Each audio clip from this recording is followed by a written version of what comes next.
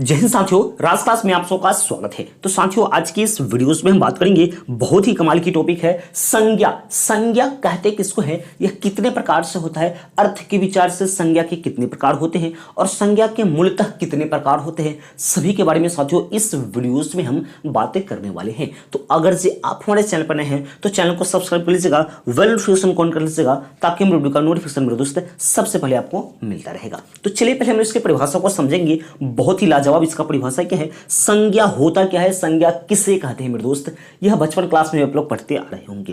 क्या है परिभाषा को थोड़ा सा हम लोग क्लास के अनुसार से इसको मॉडिफाई करते हैं, थोड़ा सा इसका स्टैंडर्ड को हम लोग चेंज करते हैं। क्या है इसका परिभाषा, किसी वस्तु, स्थान, प्राणी, अवस्था, गुण या भाव के, यानी क्या क्या है, कोई भी वस्तु है, उसका स्थान, प्राणी है, अवस्था है, गुण है, भाव के नामों को बोध कराने वाले शब्दों को, यानी इसकी जो भाव है, इसके नाम को जो बोध कराता है, उसको हम लोग क्या कहते हैं, तो संज्ञा कहते हैं मेरे दोस्त। जैसे में होता है कुर्सी, राम, पटना, गंगा, दिल्ली, बुढ़ापा, आप लोग अपना अपना नाम भी इसमें लिख सकते हैं।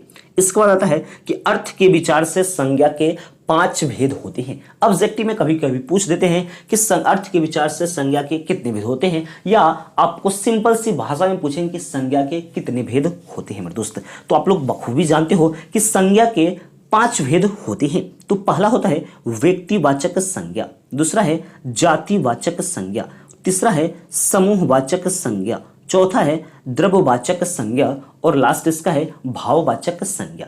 इस जो संज्ञा का जो प्रकार है, इसको हम लोग अप और डाउन करके इधर उधर करके भी लिख सकते हैं। 5 प्रकार आपको यहाँ पे दिखा देना है, यानी व्यक्तिवाचक को पहले लिख लिया, जातिवाचक को पहले लिखे, उससे कोई बहस नहीं, कोई मतलब नहीं है मेरे दोस्त। आप लोग इस तरह से भी लिख सकते हैं। चलिए तो हम लोग पहले समझेंगे कि व्यक्तिवाचक संज्ञा क्या है, किसे कहते हैं। व्यक्तिवाचक संज्ञा क्या है, जिससे किसी विशेष व्यक्ति वस्तु, कोई खास व्यक्ति वस्तु, विशेष व्यक्ति वस्तु का, व्यक्ति वस्तु स्थान का बोध होता है, स्थान का बोध होता है, या किसी खास व्यक्ति जो वस्तु है ना, उसका जब हम बोध करते हैं ना, यानी एकदम परफेक्ट बोध करते हैं, एक्स्ट्रा ऑर्डिनरी आदमी का जब हम बोध करते हैं, उसको हम लोग क्या कहते हैं, तो व्यक्तिवाचक संज्ञा कहते हैं। जैसे में होता है राम, श्याम और जगह में हिमालय इत्यादि। ठीक है, अब यहाँ पे है कि जातिवाचक संज्ञा क्या है, दूसरा नंबर में कि जातिवाचक संज्ञा होता क्या है, कहते किसको है, तो जिससे संपूर्ण जाति का बोध होता है, किसी कोई भी जो प्राणी है उसके जाति का बोध होता है, उसको हम लोग कौन सा कहते हैं, जातिवाचक। जैसे गाय में, गाय का बहुत सारे नस्ल होते हैं, यानी गाय कह दी तो पूरा गाय प्रजाति के बारे में बात कर रहे हैं, मनुष्य कह रहे हैं तो मनुष्य प्रजाति के बारे में, नदी कह रहे हैं जो आपका नदी है उसकी प्रजाति के बारे में हम बात करते हैं, इसको हम लोग जातिवाचक संज्ञा कहते हैं। इसको आता है समूहवाचक संज्ञा। तो समूहवाचक संज्ञा होता क्या है, किसे कहते हैं, जिससे समूह अथवा समुदाय का बोध हो। समूह अथवा समुदाय कहने का मतलब कि एक साथ बहुत सारे लोग जब खड़ा होते हैं, एक साथ एक सभा बनाते हैं, अपना कॉम्बिनेशन यानी इसमें चैन रूल का यूज करते हैं, एक दूसरे के पक्ष में तर्क वितर्क करके एक सभा का निर्माण करते हैं, एक समूह का निर्माण करते हैं, समुदाय का निर्माण करते हैं, उसी को हम मेरे दोस्त समूहवाचक संज्ञा कहते हैं। जैसे में आता है सेना, वर्ग, सभा इत्यादि, यह सब आपका समूहवाचक संज्ञा होता है। और इसमें हम लोग लिख सकते हैं अंगूर का गुच्छा, चाबी का गुच्छा, ये सब आपका समूहवाचक संज्ञा में आता है मेरे दोस्त।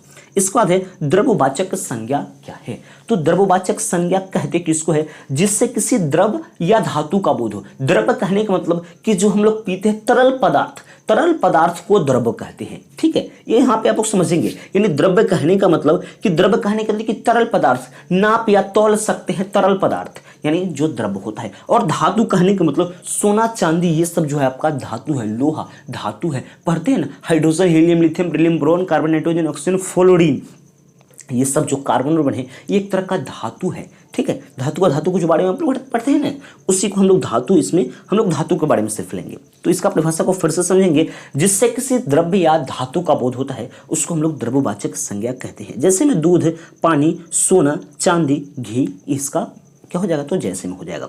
और लास्ट इसका क्या है, भाववाचक संज्ञा, यानी भाववाचक संज्ञा होता क्या है, जिससे पदार्थों की अवस्था, गुण, यानी कोई भी पदार्थ है उसकी अवस्था, गुण, दोष, यानी बहुत सारे उसमें कमियां होती है, धर्म, उसका क्या धर्म है इत्यादि का जब हम बोध करते हैं, उसको हम लोग क्या कहते हैं, तो भाववाचक संज्ञा कहते हैं। जैसे कहते हैं ना बहुत लंबा है, यह बहुत लंबा है, लंबाई इसकी ज्यादा है, यह बहुत मीठा है, यानी मिठास इसमें ज्यादा, यानी मिठास, ठीक है, इत्यादि।